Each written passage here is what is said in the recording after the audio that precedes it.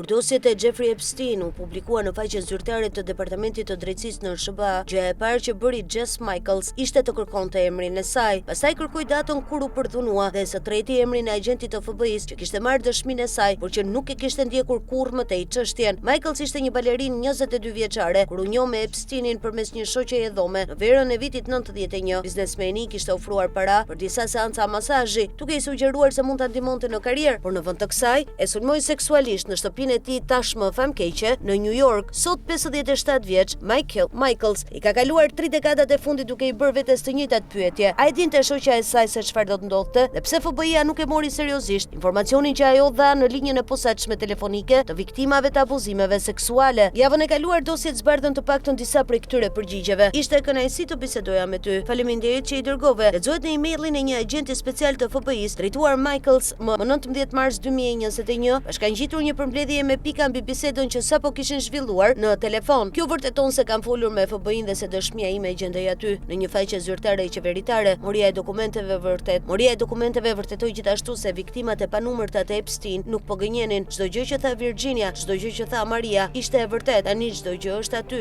që ta shohin të gjithë. Thekson ajo, Michaels u zhvendos nga qyteti i saj i qetë i lindjes, Newtown, Connecticut, drejt New Yorkut në fund të viteve 90, duke shpresuar të bëhej balerin profesioniste. Ajo filloi punë në anije turistike ku takoi një grua që më vonë bë shoqja e saj e dhomës, Christine Keneally. Ajo pretendon se Keneally i kishte thënë se njihte një djalë milioner nga Wall Street që kërkonte masazhatore. Për Michaelsin kjo u duk si një mundësi për të fituar para lehtësisht. Takimi i parë me Epstein u zhvillua në një zyrë në Madison Avenue. Ai e ftoi në rezidencën e tij pranë Central Park, duke udhëzuar të merrte librin Masazh për fillestar që të mësonte teknikat. Disa ditë më vonë, ajo shkoi në shtëpinë e tij ku e çuan në një dhomë në fund të ndërtesës. Epstein u zhvesh dhe u shtri lakuriç me shpinë. Pas ai e detyroi të kryente marrëdhënie me të. Michaels kujton se përjetoi një gjendje pothuajse shkëputjeje nga realiteti, duke ndjerë sikur e kishte lënë trupin e saj dhe po e vështronte skenën nga lart. Pasi mbaroi, Epstein i hodhi një tufë me para dhe ajo doli me vrap nga shtëpia. Vetëm pas vdekjes së tij në vitin 2019, ajo vendosi të denonconte ngjarjen. Kur një agent ja ktheu më në fund telefonatën, ai tha: "Kjo ka ndodhur para 30 vitesh. Çfarë prisni të bëjmë ne tani?" Michaels pyet veten: "Sa të mbijetuara kanë telefonuar në atë linjë? Sa akuza nuk janë hetuar kurrë siç duhet?" Korrikun e vitit të kaluar, administrata Trump mbylli të ashtu quajtura dosjet e Epstein, arkivoi hetimin mbi rrjetin më të madh të trafikimit seksual në historinë e SBA-s. Megjithatë, përballë zemërimit publik, autoritetet u detyruan të ndryshonin qendrim. Ata e nënvlerësuan ndjeshmërinë e popullit amerikan për këtë çështje. Miliona njerëz ose janë sulmuar seksualisht vet, ose njohin dikë që e ka psuar. Kjo nuk është një çështje partijake. Njerëzit e ndjen se po bëjnë një përpjekje për ta mbuluar, shpreh Michaels. Të premten ata publikuan një grumbull kaotik dokumentesh pas një kontekst, pas një rregull, duket si një rrëmujë e qëllimshme e krijuar për të ngatruar mendjen. Shtohën ajo. Emrat e viktimave nuk ishin fshirë, gjë që avokatët e cilësuan si shkeljen më të rëndë të privatësisë së viktimave brenda një dite në historinë e Shteteve të Bashkuar. Ku është transkripti i plotë i deklaratës që i dhash FBI-s me orë, data dhe vende? Ku është formulari im 302? Pyet gruaja. Deri më sot, vetëm Ghislaine Maxwell është përballur me akuza penale, po si ndihej Michaels teksa shite zhvillimet në Mbretërinë e Bashkuar. Pasojat ishin të shpejta për princin Andrew dhe Lordin Mandelson, po ndiqja BBC Newsnight dhe diskutimet ishin shumë të sakta për atë që duhet të ndodhë. Dhe kur e di që këto biseda thjesht nuk bëhen këtu, ndihesha e dekurajuar. Kjo temë nuk duhet jetë politike, por ja që disi është bërë e tillë, thotë ajo. Dokumentet zbuluan edhe të vërteta të hidhura për avokatët që i nxitën gratën në nënshkruanin marrëveshje konfidencialiteti në heshtje. Mendoj se isha naive, nuk e kuptoja plotësisht se ne kemi qëllimin tonë ndërsa ata kanë të tyrin, dhe qëllimi i tyre nuk është domosdoshmërisht kapja e të këqijve, shton ajo. Pas vdekjes së Virginia Giuffre, viktimat konfirmuan një aleancë për të ushtruar presion mbi administratën amerikane. Kjo u dha forcë të mbijetuarave të vazhdonin më tej. Michaels vazhdon të kthehet tek pikpyetja mbi shoqen e saj, Keneally. Ajo punonte me Ghislaine Maxwell dhe e njihte mirë, i shkroi Michaels agentit të FBI-s në vitin 2021. Shoqja e dhomës thoshte se Maxwell telefononte vazhdimisht dhe shoqja ime anulonte çdo plan për të shkuar tek Epsteini. Mburrej se i kishte bërë masazh princit Andrew, shtoi ajo. Unë i kërkova Keneally versionin e saj. Ajo konfirmoi se punoi për Epsteinin për më shumë se një dekadë, pasi ai kishte paguar shpenzimet shëndetësore për kancerin. Ajo rrëfeu masazhimin e princit Andrew dhe Mandelsonit saktësisht, siç i kishte treguar Michaels agentit të FBI-s, por që të dy u sollën si zotrin të vërtet, më tha Keneally. Sipas Sunday Times, ajo pretendon se nuk i kishte idenë që shoqja e saj ishte abuzuar. Pas telefonatës son, Keneally kontaktoi Michaelsin përmes një miku. Nuk e dija, më vjen shumë keq, të lutem më fal, i shkroi ajo në një mesazh.